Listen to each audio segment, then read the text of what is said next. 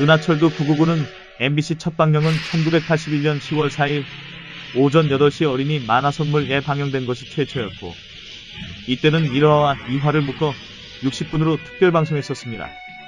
첫 방영부터 은하철도 999라는 타이틀로 방영되었고, 에피소드 부제는 달려라 은하철도야였습니다. 일주일 후인 10월 11일 오전 8시에 12-13화인 화석의 전사편을 푸른 하늘, 은하수 부제로 방영했는데, 이 두 차례의 파일럿 방송은 반응이 상당히 좋았고, 이후 MBC에서는 정규방송으로 총지편을 제외한 113화를 전부 수입해서 방영하였습니다. 정규방송은 MBC에서 1982년 1월 2일부터 1983년 1월 16일까지 일요일 오전 8시부터 2편씩 묶어 60분간 방영했습니다. 배경은 은하계의 각 행성이 은하철도라 불리는 우주공간을 달리는 열차로 연결된 미래세계이며, 우주에 부유한 사람들은 기계의 몸체에 정신을 옮겨 기계화 인간이 되어 영원한 생명을 누리고 있었으나, 가난한 사람들은 기계의 몸을 얻을 수 없는 데다가 기계화 인간에게 박해받고 있었다. 그러므로 무료로 기계의 몸을 준다는 안드로메이다의 별을 목표로 주인공인 철이가 신비한 여인 메텔과 은하철도 999호에 탑승하게 되며 이야기가 시작되는 내용입니다.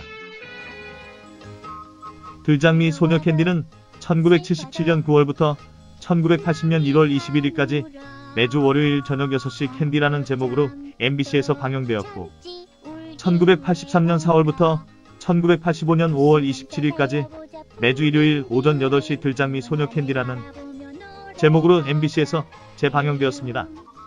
들장미 소녀 캔디는 고달픈 생활 속에서도 용기를 잃지 않음과 소녀 캔디의 인생 역정을 다룬 만화로 미국 미시가노 근처 산간마을 코니의 집에 살던 캔디가 성장하는 동안 주위의 괴롭힘과 실련의 아픔 등 온갖 역경을 견디고 간호사가 돼 고향 마을로 되돌아온 다음 꿈에도 그리던 첫사랑의 연인을 만난다는 내용입니다. 캔디의 주변 인물로는 고아원 친구 애니, 그리고 캔디의 첫사랑 안손이 이루지 못하는 사랑 테리우스, 언덕 위의 왕자 알버트, 패티, 아치 형 스테아, 이라이저, 니일 등등이 나옵니다. 요술공주 민키는 1983년 3월 25일에서 1984년 5월 17일까지 KBS ETV에서 금요일에 방영된 첫 회를 제외하고 매주 목요일 1회씩 방영했고, 1985년에 KBS 1TV에서 매주 일요일 2회씩 다시 방영했습니다. 민키는 꿈이 나라의 공주님. 지금 지구에서는 사람들이 꿈꾸는 것을 잊어가고 있어 꿈과 마법의 나라에 소멸의 위기가 찾아왔다. 그래서 임금님과 왕비님은 딸인 모모에게 사람들에게 꿈과 희망을 가져다 줄 사명을 주고 지구로 보냅니다. 민키는 새 원숭이 3마리 동물을 데리고 아이가 없는 젊은 부부의 집에서 마법으로 그들의 아이가 되어 살아가게 됩니다. 꿈의 힘이 적은 지구에서는 어른이 되는 꿈 마법밖에 사용할 수 없어서 민키는 마법의 주문으로 18살의 슈퍼걸로 변신해서 지구 곳곳에서 대활약한다는 내용입니다. 스폰을 해주던 완구제 작업체가 이를 끊어버리자 결말을 공 주우러 갔다가 꼬마를 피하려던 트럭에 민키가 치여서 사망하게 만들어버렸습니다. 미래소년 코난은 KBS 1TV 1982년 10월 8일 첫 방송에서 주일에 30분물로 편성되어 1983년 6월 7일까지 8개월여에 걸쳐 방송되었던 만화영화죠. 내용은 때는 미래, 장소는 지구, 인류는 과학의 남용으로 파멸되고 소수만이 살아남는데, 우리의 코난은 할아버지와 살던 어느 날 흡유해 온 라나를 구하게 되고, 태양 에너지의 비밀을 알고 있는 라나를 붙잡으려는 레프카가 그 뒤를 쫓아다니는데, 다시 붙잡힌 라나를 구하기 위해 섬을 떠난 코난을 포비를 만나 친구가 되어 함께 레프카를 물리치기 위한 눈부신 활약을 한다는 내용의 만화입니다. 코난은 11세 소년이며 밝은 성격을 가진 괴력의 소유자며 라나를 지키기 위해 온몸을 던지는 순수한 주인공이며 무지하게 낙천적인 성격의 소년이다. 엄청난 발가락 힘을 가졌고 창을 던지면 백발백중이고 총알은 언제나 그를 빗나간다. 다이스 선장은 바라쿠타오 선장이며 인더스트리아 무역국권 출신이며 부상당한 몬스키를 간호하면서 마음이 같고 최종회에서 몬스키와 함께 홀로 남은 섬으로 가는 배에서 결혼식을 올립니다. 결말은 코난과 라나는 다시 원래 살던 장소로 돌아가게 된다는 해피엔딩으로 끝이 나죠. 독수리의 형제는 1979년 10월 24일부터 1980년 8월 27일까지 TBC에서 방영되었습니다. TBC 방송과 흑백TV가 마지막 해였던 시절의 만화였네요. 이때 본 독수리 오형제를 기억하시는 분들은 흑백TV 로본 것들을 기억하겠죠. 어디선가 갑자기 나타난 거대 로봇이 해결료 기지를 습격하여 국제과학기술청의 해결료를 빼앗아가는데, 이에 긴급회의가 소집되고 세계 정복을 꿈꾸는 악의 조직 알렉터 일당에게 맞서기 위해 독수리 오형제가 출동합니다. 알렉터 일당은 매번 새로운 메카닉 괴수를 보내 항만 시설이나 기지를 습격하곤 하는데, 독수리, 콘돌, 백조, 제비, 부엉이의 의상과 닉네임을 가지고 있는 독수리 오형제는 처음에는 각자의 개성으로 괴수를 물리치다가 알렉터 일당의 세력이 강해지자 불새로 변신하여 멋지게 대항하며 초록빛 대지의 지구를 지켜주는 내용입니다. 돌아온 아톰은 KBS에서 1984년 1월 5일부터 84년 10월 26일 방영되었습니다.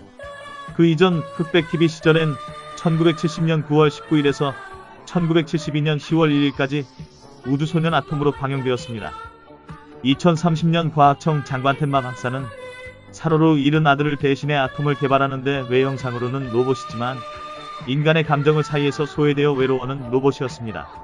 그러나 성장하지 않는 아톰을 실패작으로 여긴 박사는 로봇 서커스단에 팔아넘겨버립니다.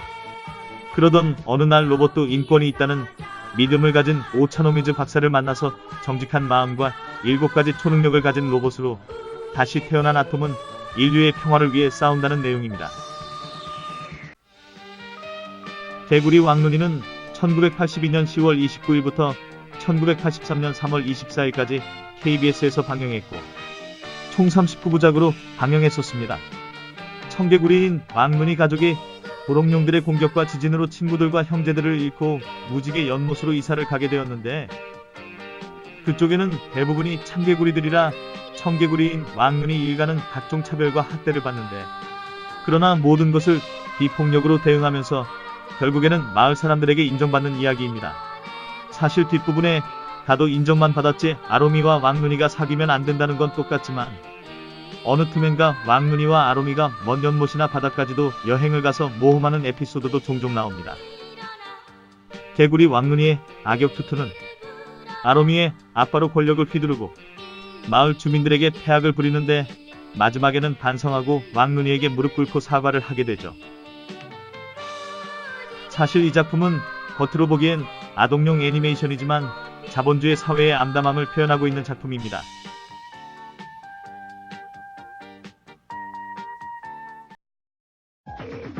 이상한 나라 폴은 1977년 8월 12일부터 1978년 7월 28일까지 이상한 나라의 삐삐라는 제목으로 TBC에서 방영되었고, 이후 1984년 5월 24일부터 1985년 5월 2일까지 KBS에서 이상한 나라 폴로 방영하였습니다.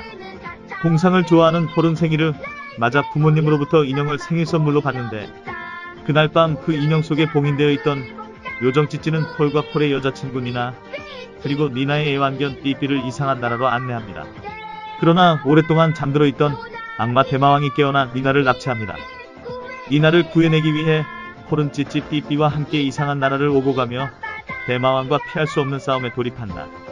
결국 폴은 니나를 구출하고 대마왕을 물리친다는 내용입니다.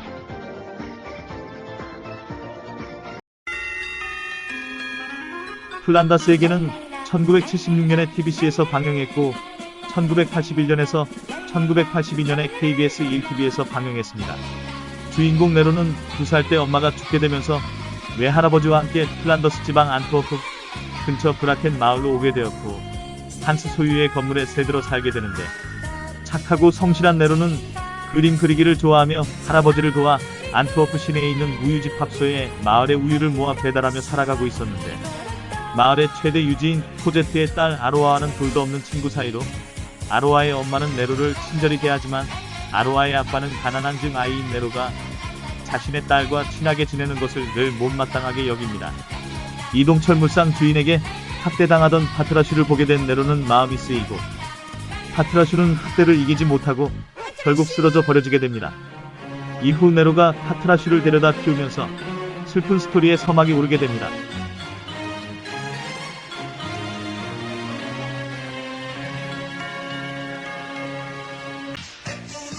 그 외의 만화들로는 애꾸는 선장이 1980년부터 MBC에서 방영되었습니다. 톰과 제리가 MBC에서 1980년부터 방영되었습니다. 개구쟁이 스머프가 1983년 KBS에서 방영하였고, 엄마 찾아 3마리가 1982년 KBS에서 방영되었는데, 그리고 마지막으로 천년여왕이 은하철도 999에 이어서 1983년 MBC에서 방영되었습니다. 지금까지 80년에서 84년까지 인기 있게 방영했었던 만화 영화를 소개해드렸습니다.